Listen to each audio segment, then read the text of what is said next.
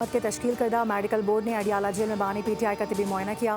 ذرائع کے مطابق طبی ٹیم نے جاری علاج پر بھی مکمل اطمینان کا اظہار کیا ہے۔ ذاتی معالجین کو تقریباً 1.5 گھنٹہ تفصیلی بریفنگ دی گئی۔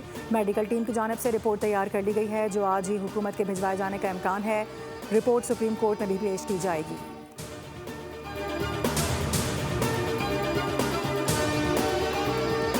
بانی پی ٹی آئی کی ایک آنکھ کی بینائی اینک لگا کر 70% ہے جبکہ دوسری آنکھ کی بینائی 6/6 ہے۔ بانی کی میڈیکل رپورٹ کا جائزہ لیا ہے۔ وفاقی وزیر قانون اعظم نذیر تارڑ نے میڈیا سے گفتگو میں کہا ہے کہ اپوزیشن رہنماؤں اور بانی کے ذاتی معالجین کو تفصیلی بریفنگ دی گئی ہے۔ خیبر پختونخوا حکومت آئین اور قانون کی پاسداری کرے۔ سرکاری سطح پر موٹر ویز کی بندش غیر آئینی ہے۔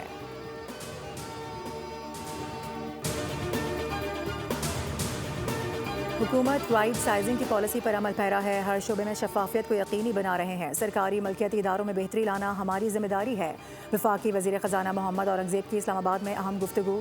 کہا کہ گزشتہ 3 سال میں خسارے کم ہوئے۔ مسلسل خسارے کا شکار اداروں کو بند کیا جا رہا ہے۔ ہم پرائیویٹائزیشن کی جانب بڑھ رہے ہیں۔ وزیر اعظم کی ہدایت ہے کہ نجکاری کے عمل کو شفافیت کے ساتھ آگے لے جایا جائے۔ ہم نے اداروں کی گورننس بہتر کی ہے۔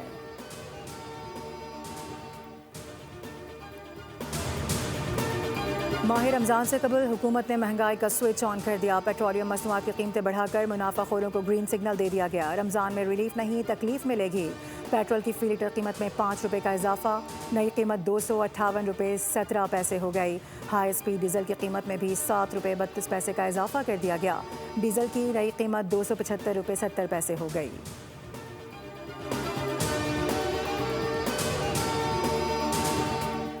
نوشہر و فیروز کے قریب قومی شاہراہ پر تیز رفتار کار اور ٹرالر میں تصادم 6 افراد جاں بحق ہو گئے۔ جاں بحق ہونے والوں کا تعلق سولنگی برادری سے ہے۔ کار لاڑکانہ سے کراچی جا رہی تھی۔ ریسکیو ٹیموں نے لاشوں کو سرکاری اسپتال منتقل کر دیا۔ ابتدائی تحقیقات کے مطابق یہ حادثہ ٹرالر کے بریک فیل ہونے کے باعث پیش آیا۔ وزیر اعلیٰ سندھ سید مراد علی شاہ کا حادثے پر اظہار افسوس۔ کہا کہ قیمتی انسانی جانوں کے ضیاع پر دلی صدمہ ہے۔ ٹریفک قوانین پر سختی سے عمل درآمد کی ہدایت جاری کر دیں۔ آئی جی پولیس کو حکم دیا کہ اوور لوڈنگ اور تیز رفتاری کے خلاف مؤثر کریک ڈاؤن کریں۔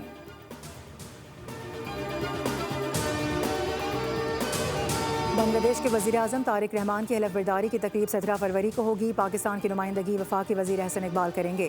تقریب میں شرکت کے لیے احسن اقبال ڈھاکہ روانہ۔ وزیر اعظم شہباز شریف بیرون ملک دورے کے باعث حلف برداری میں شریک نہیں ہو سکیں گے۔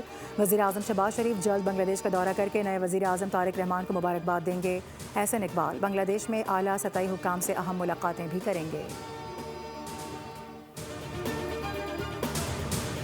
اور کراچی میں عوام کے مسائل کو حل کر رہے ہیں۔ لیاری میں بھی پانی پہنچائیں گے۔ اضافی پانی سے صدر، جناح ٹاؤن، چنیسر، کھماڑی کے مکین مستفید ہوں گے۔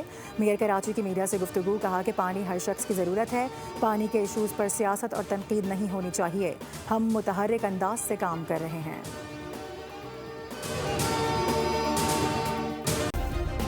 سبسکرائب کریں اور بیل دبائیں تاکہ کوئی خبر رہ نہ جائے۔